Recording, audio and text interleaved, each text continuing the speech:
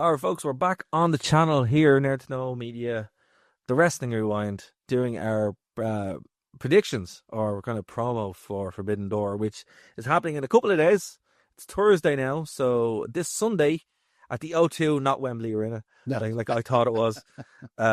Which is why our hotel is an hour away. Which is why our hotel is an hour away. Yeah, to be fair, it's right beside Wembley, but it is a 3-minute walk from Wembley Stadium. So if it was there, it was a winner. Although, do you know, I was talking to Hannah, and Hannah says, "Oh, it's London. Everything's an hour away." That's true. London is deceptively big. It's like Paris, deceptively big, enormous. But yeah, so nothing shocked me more when I was like, "Oh, that's a funny way to spell Wembley." But after 53 minutes on the tube, we're going to be at Forbidden Door. Forbidden Door. So it's in the O2 in London, England, and it's on the 24th of August. So look, this is obviously AEW's biggest show for loads of different reasons. I know obviously you have All In and all that kind of stuff, but this really is because it has, and I really enjoyed the cross promotion thing. It adds that little bit of spice, and it's very unique. You know, it definitely has a feel that no other, like All In was great, but this for me has more of a pizzazz. Yeah, this is not necessarily where you do your kind of storylines. This is where you just go, all right, all that stops, dream matches. Yeah, dream matches. It very much is. And like straight off the bat, like Omega wasn't there last night, which is a bummer. Yeah, but I get why, because he's injured. Yeah, and he's probably going to be more injured after this match. So we have a lights out steel cage match. Now, we talked about this a little bit earlier on, drunk, where I think it's going to be like a Lethal Lockdown. You have a cage and then there's some kind of roof with weapons. That's what I'd imagine it's going to be. What do you think? I think we're looking at, so they have the double ring cage that they use for blood and guts. But they won't do that because, I mean, you need to step 2 rings. No, but so that's what I think they'll modify it. And I think you'll have basically a Hell in a Cell type structure, because I can't see how you could have a cage match, because AEW's cage goes very tight to the ring. Can't see how you could have that with 10 people in the ring. Yeah, and that's why and a ref. But that's why I think there's going to be a roof as well. Yeah. You know, they probably will modify it and it will look something like Lethal Lockdown. But, like, I mean, the AEW rings are small. No. They're small enough. I mean, no, they're 20 by 20. Yeah, but with 10... You can't get over that goddamn Australia match. No, but with 10 lads in there. Yeah, that's too tight. Much. Yeah. That's tight. So unless they're going to make the ring bigger, or I actually don't know how they're going to do this. I think you're looking at a cell type thing where you'll have some guys fighting on the outside, some guys in the ring. Do you think that's going to... Some guys break through and are on the roof. What they're going to do? It's the only way. I can't see how 10 guys in a traditional cage would be anything other than a mess. So, yeah, I mean, so I was looking at this and it's like, how are they going to start the match? Are they all going to come in and then all hell will break loose, or will you start fighting at the start of it? Like, look, I agree with you. I think they will have to have some outside stuff, some kind of roof, because like 10 guys is a big deal in a ring normally. Now you put a cage in, like a traditional cage. Yeah. Also, the other thing is that this is a lights out match, so unsanctioned. AEW has a history of these being deranged, like absolutely. Oh no! Look, again, that's what I'm saying. It's like, for the spectacle alone, I want to see how they're going to do it. The match itself is going to be great. I mean, like the Golden Lovers are there. I've never seen the Golden Lovers in person. Amazing, right? That's so cool in general. Darby Allin, like he's going to do something nuts. Like Darby Allin in a lights out in front of sold out O2 Arena. Like this is sold out. Yeah, legitimate. I think the last check there was like 100 tickets left, something like that. Yeah, I checked. There was like about 100 tickets. Yeah, this thing is going to be huge. So no, I have every confidence that it's going to be a great match. I suspect the Hell in a Cell, but I think whatever they do, they'll find some creative way around it. In terms of who wins, it's actually kind of hard to say because, like you say, Kenny, iffy, injured, Kota, just perpetually injured. Ospreay basically told us last night that he's going away. But Darby's on the up. Death Riders are kind of on the way down. See, so hard to call it. I don't think it matters who wins. No, this is just going to be this is going to be really good. Yeah. So I am looking forward to it. I would say your smart money is probably on the faces to win this one. I think so. Yeah. I mean, look, the Death Riders are on the way down. The Bucks are obviously getting jobber shout at them consistently. And look, I mean, people want to cheer Ospreay and Omega, so it just makes sense that unless there is shenanigans, because I mean the Death Riders can run out and beat them in numbers. That's the only way I see the Death Riders winning with shenanigans.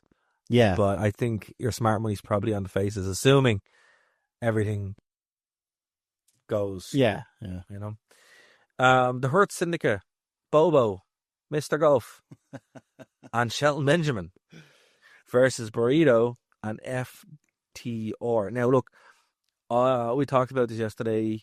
I don't think the Hurt Syndicate are winning. For me, it's another very difficult one to call. The fact that they made it a 3-way would indicate that, that might be a way of getting the titles off the Hurt Syndicate without them. Then again, it could just be shenanigans. It could be shenanigans. Look, that whole thing with MJF is still kind of lingering because he came out at Dynamite last night and he has his entrance, but he's still on the Titantron using the Hurt Syndicate version of that video. So I don't know, like maybe there's something in there that he'll help them retain and it'll turn the whole thing was a ruse. Yeah. You could stick it on FTR and, like you said, build back up with the Bucks, Grizzly Young Vets and go that way. Or, and for me, this is what I would do, Brody King and Bandido are wild over. Like, everybody loves them. And that match they had against FTR was incredible. It was. Again, like, I know this is supposed to be our predictions. So far, I haven't made a single one. It's just another one I think is too hard to call. I would say, unless if there's shenanigans, it's a retention, but it won't be like a pin. It will be thrown out. I think smart money is probably on FDR or Burrito, because why would you put them in there after that for them to not win? Yeah. The other thing to remember is, as a 3-way, there's no DQ. So you can... That's true. Someone can lose here and kind of still be protected. That's true. And that's why I'm saying the shenanigans. If shenanigans start, the Hurt Syndicate are winning. Yeah. If shenanigans don't start, you're probably going to get a new champion. Because the Hurt Syndicate are still mad popular. Yeah. But that's what I'm saying. I think they're gearing up for a title change. It just depends who it is. We have Okada against Swerve. Oh. No, there's no way Okada's losing. Yeah. There's no way. I think with the Continental Classic coming up now in a couple of months, and the kind of lingering hopes for another Okada Omega rematch, I think Okada has to retain. Sorry, Swerve, you're losing. Not that Swerve. I think for that new unified championship, I think Swerve will be great for making it feel huge. Yeah, but Okada's not losing. But yeah, there's no way. Got to be Okada. Timeless Toni Storm against Athena. So obviously, look, she's cashing in her Money in the Bank kind of gauntlet thing. Yeah. Toni Storm's winning. All right, we have a clash. But here's the thing. I think it's Athena. But here's the thing. That's not built on me being an analyst. That's me. I love Toni Storm. Oh yeah. So that's my heart, not my brain. So I think you're probably right, but I always want Toni Storm to win. For me, no, I'm the same. Toni Storm's one of my all-time favorite wrestlers. For me, just with this really one, awkward. Athena is using fake CGI Acropolis footage. She could just go there. It's weird that it's like there is actual footage that you could just use of that. It's not even like it. Sorry, I know it's completely up, but that I saw you in Scotland last night, so I know you can travel. Yeah, no, you can just find it on YouTube. It's like it didn't need it's not even like it's rebuilt. It's just CGI runes. Sorry, that was just a weird one. This is like when they used the Prima Porte Augusti for what's that thing called? Wrestle Dream. Oh yes. Yeah, I'm like, oh God, that really bugged you. Yeah. This has bugged me just as much. Okay. Timeless Toni Storm, one of the best wrestlers in the world, unbelievably beloved, and I think that's part of why I think she's losing. She is way beyond the need for a title now. She's she's going to be popular no matter what. Yeah, that's true, but she's a good champion. Athena as well has been, she has put in the graft in Ring of Honor. She's been the longest running ever Ring of Honor champion of any title. The fact that she is so popular with the fans via Ring of Honor, which very few people actually sit down to watch, is kind of a testament to how popular she is. Well, here's the thing as well, just a wrinkle in this. So obviously they have 2 casino contracts. Yeah. If MJF isn't using his, or if he doesn't win, I don't think he's winning, one of them's going to have to win. And that's why I think Athena is probably the safe one to go for. Yeah, for multiple reasons. And also, she is phenomenal in the ring. When she first came over from Ring of Honor, they kind of had her being a wee bit goofy with Billy Starks. But the past couple of weeks, they've really made her character more and more serious. Her matches have been incredible. She had an unbelievable match with Mercedes Moné that either she just lost or went to a time limit draw. I can't quite remember, but if I was putting money on it, I think it's a big shock win for Athena. Speaking of Mercedes Moné, we have a fatal 4-way for the TBS Championship. Mercedes, Alex Winter, Persephone, and Bozella. Obviously, look, Mercedes is never going to do the job for anyone, so she's winning. No, Mercedes has been happy to put people over. I just think in this match, she's Mercedes Hogan. Built. That doesn't work for me, brother. No, I think in this match so the 2 things with this are the fact that she's built up that TBS title to be a huge thing. So I don't see her losing it in a 4-way. I think when she loses, it's going to be a huge program and drop it to someone who's up and coming. Herself. Pins herself. Doom. The other thing is, this is one of the Forbidden Door matches. So apart from Alex Windsor, Persephone and Bozella are from CMLL and Stardom. Yes. And I don't think they're dropping the TBS title to a different company. No. So, Mercedes. I want Persephone to win, but I know she won't. That's a bummer. Okay. We have Kyle Fletcher defending his TNT title against Takahashi. What did I say? Takahashi? Sorry, Takahashi. Yeah. This would be fun. This would be great. This would be fun. I see this as being Kyle had an amazing. Is this a Forbidden Door match as well? Yeah. So Takahashi's from New Japan. New Japan. Yeah. So I see this as being similar to a match Kyle Fletcher had with Dustin Rhodes a few weeks ago. An unbelievable match. Dustin Rhodes really pulled it out of the bag, but Fletcher kind of won in brutal fashion. He really beat the hell out of him. Yeah, I don't think he's losing that title. No, not for a long time. No. And and going by last night, all you have to do is kick Takahashi in the knee anyway. His leg will come off. So Zack Sabre Jr. against Nigel McGuinness. Now look, this is for the IWGP Championship. Yeah. Last time I saw an IWGP Championship, it was the Dudleys walking with them in TNA. So I popped really big for this belt. Not gonna lie, I have a soft spot for it. Nigel McGuinness, I've always liked Nigel McGuinness. Even when he was Desmond Wolfe in TNA, feud with Kurt Angle, great feud by the way. Great, they had one of the best cage matches in history. But obviously, we didn't think Nigel McGuinness was going to wrestle ever again. So it's great that he's doing it in AEW. That being said, in 2025, there's no way that Nigel McGuinness is going to dethrone Zack Sabre Jr. No. Now, this match will be 25 minutes to 35 minutes of an absolute classic. But there's no way Zack Sabre Jr. is losing. I think this is why they went with Nigel for this. So like I was saying earlier, Forbidden Door isn't necessarily where you keep up your storylines. Forbidden Door is where you do your dream matches. And that's what this is. And Zack Sabre Jr. versus Nigel McGuinness is a dream match. Yeah. And you might as well do it at Forbidden Door because it kind of doesn't matter who was in that match. Zack Sabre Jr. is not taking the IWGP title to London and dropping it to someone from AEW. No. It's just not happening. No. So you might as well use that opportunity to have a dream match and give a kind of big platform to a guy like Nigel McGuinness, who really, if he hadn't have been so unfortunate, would have had a much bigger career than he did. Yeah. So I wouldn't even be shocked that this is his retirement match.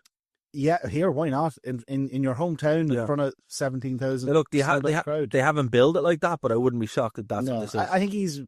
I don't think he wants to say he's retired, and I think he wants to retain sort of the right to show up every so often and have a match when he's feeling good. True, but I mean, this is very similar to what happened with William Regal, where he just retired on a random fucking. Yeah, you know. Yeah. What do you do? Do you go for the big one and then kind of regret it like 6 months later when you go, actually, I'm still feeling good, I'd love to wrestle? Yeah. Or do you take that risk and kind of go out on your back? Well, look, random. I've been pretty good with predictions. Yeah. This year and last year. So it wouldn't shock me if that's what this is. Maybe he does it. Maybe after the match he comes up. Maybe. We don't know. But I would say if that does happen, they'll be shocked. There is the whole thing here as well with he beat Daniel Garcia. Yes. In a kind of a qualifier for this match. And a lot of people suspect that he's going to turn on him. Danny might. I believe that, yeah. Because he's with him. He's with him. Yeah. So he could either cause the loss or he could do a big emotional and retire, and then Danny gets in the ring and just wellies him with a chair. Yeah, that could happen as well. Like, as I said, I think there's more to this than meets the eye. Yeah. But it's going to be great anyway. Then we have, for me, the downside, the real dour part. So this is going to be my bathroom break. I'm sorry, Martin. It will be. The singles match for the AEW World Championship, Hangman and MJF. I just do not care. No, at all. They had built this up so well, and I was so hyped for this, and they really pooped the bed last night. They got this amazing story right up to the finish line, and on the very last step before the finish line, they fumbled it a wee bit. So after even setting aside the burning Mark Briscoe alive thing was silly.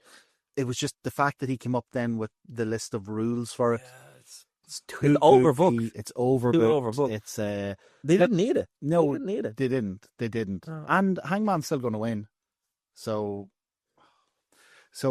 Hangman's still going to win. I think Hangman was going to win either way, which is what makes it doubly annoying that they've done this weird overbooked mess. Yeah, it's very weird.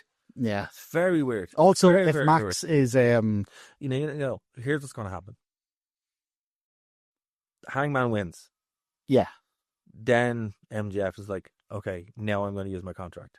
Exactly. That's what's going to happen. So if Max is keeping that contract, then it makes no logical sense for him to win this one. So I'm really disappointed with this because up until last night, I was massively hyped for this match, and I just think they've just fumbled it at the very last. I think they've revealed the ending though. Hangman will win. Yeah. And then he'll be like, okay, I'm going to use my contract now. Yeah. Maybe some sort of Hurt Syndicate beatdown if that's still happening, or because here's the thing: like you could have MJF lose the title, can't change hands on count out of qualification. Yeah. Hurt Syndicate come out, absolutely kill him, and then he's like, right, yeah. Although the thing to do there is if the title can change hands on disqualification, is to just as soon as the bell rings, just grab a chair and hit him. It's true as well. You know, I mean, like there's. Or no, not hit him. Like get Hurt Syndicate. Get someone to hit you. Yeah, that's true. I didn't even think about that. Like I think this has set up that there will be shenanigans. Yeah, I'm worried that this could be really overbooked. Like maybe MJF does that, and then they have to get Tony Khan to come out and say no, restart. I'm worried about this. Yeah, it's which is such a pity because I was up until last night. I was so hyped for this. It's the one show of the year where I did not expect that to happen. And for some reason, it just bangs of overbooked nonsense, and it's really unfortunate. So yeah, mercifully, I hope it's quick, but I don't know. I mean, it's a shame because like Hangman doesn't need this. But if that's the kind of champion he is, get the belt off him as soon as possible. He has had amazing matches with MJF. Mm-hmm. He could have just had another really good match and won. And it's not like MJF would have been hurt by it. Like he's Hanger. He's beaten everyone. Yeah, but there is like there's lads on this card, like that would be better with the belt. But it's just, it's a shame. It really is. It's a real shame. However, a match that will deliver, that I'm actually, even if it's not a great match, it's still going to be real cool. Edge, Adam Copeland, and Christian Cage against Luchasaurus, Killswitch, yeah, and Sabre. Yeah, look, that's going to be great. It's going to be great. I mean, like, Killswitch had his big re-debut last night. Fantastic, yeah. The video package was a bit goofy, but it worked. It fits in. And he looked a wee bit more like Luchasaurus than Killswitch. He did, yeah. Well, I mean, I think that was on purpose. I think he did that. Yeah, I think he's angling back towards that. Yeah, hopefully. But look, it still was cool. It's got to be a Cage Copeland win. Oh yeah. Oh no, it will be. Now here's the interesting thing, right? How will they win? Will it be a clean win? Will they resort to doing a concerto? Will they change it to a hardcore match? I think we might get something beyond just tag match.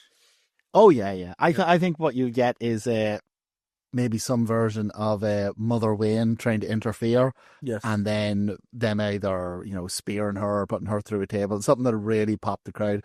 I think what we're looking at here is a super fun party match.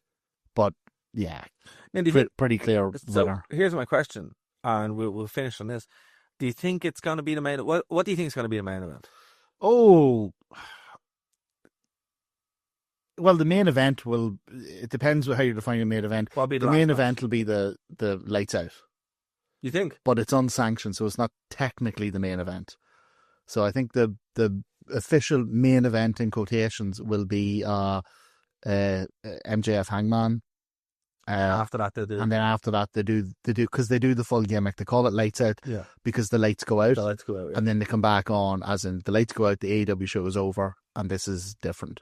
Okay. So the lights out match will technically be the last match, but I think they will advertise the main event as Hangman MJF. All right. So yeah, like that. That pretty much confirms what I thought. We probably will get shenanigans. Yeah. Okay, well look, we'll be back obviously to talk about Forbidden Door in detail after we're there. Keep an eye out on the press conference because we'll also be there. And if you guys have anything you want to comment about the show beforehand, please do let us know in the comments below. It's the best way to reach out, and if it's your first time checking us out, please do like, share, subscribe. That will help us a great deal. For myself, for Martin, we'll talk to you in the next one. Keep on it.